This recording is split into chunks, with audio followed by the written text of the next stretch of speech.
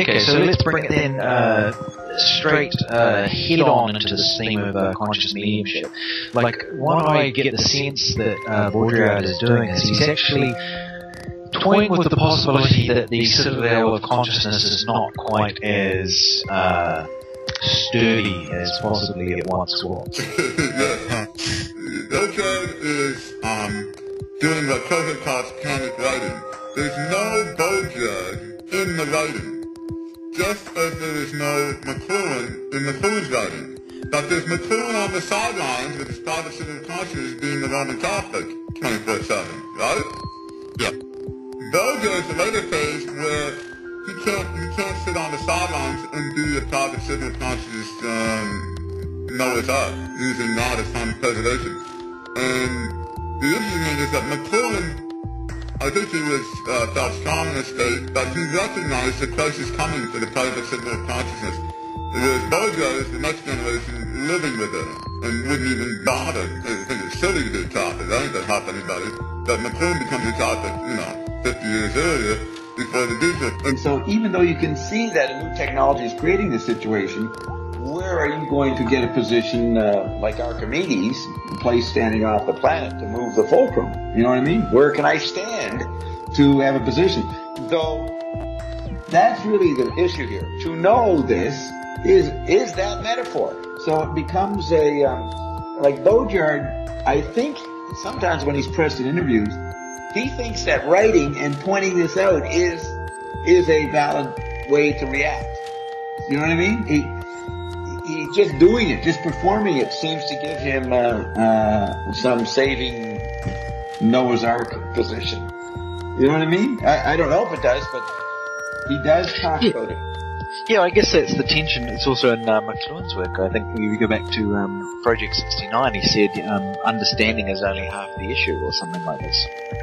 Probably dig out the exact quote somewhere, but that understanding is a halfway point. It's not ever the full. Yeah, that would be what I call chemical body understanding.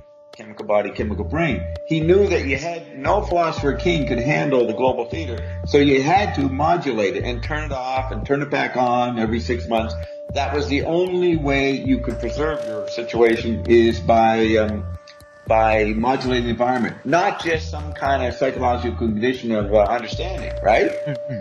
Then Baudrillard, the next generation, has no place to stand. So that's what's interesting, where McLuhan provided the final response, and everybody, no matter what art they do, and the more glorified the art, movie, composition, book is glorified by critics, it's only again coming up to McLuhan, or which McLuhan was repeating coming up to Finney's Wake. There's like no culture after McLuhan. Do you know what I mean? There's just replay, what I call homeopathic replays. You can't get past that dilemma. Yes. I asked Barry Nevitt, what did you mean? If you have your take today right there, you could read the quote. Do you have it there? No, unfortunately it's at home. Okay, page 293 to 297. The recently achieved forms of consciousness. I asked Barry, what's a recently achieved form of consciousness? And he says, Finney's Wake. So he lays up a book. A book is a form of consciousness. In other words, that's actually using external object, from the literal point of view, an external object as your brain.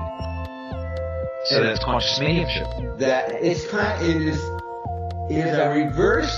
You're right. It's conscious mediumship. It is using an external medium or media, a figure of a medium, because a medium is a whole environment, but a figure for a medium to arrive at consciousness. Some kind of exactly. So what do we call the snow here, Bob? What it is that all the consciousness today is having an answer for whatever anybody asks. So Barry had an answer. He said Finney's Wake. And having an answer is what McLuhan said, you must pretend to know. That's the only form of consciousness left.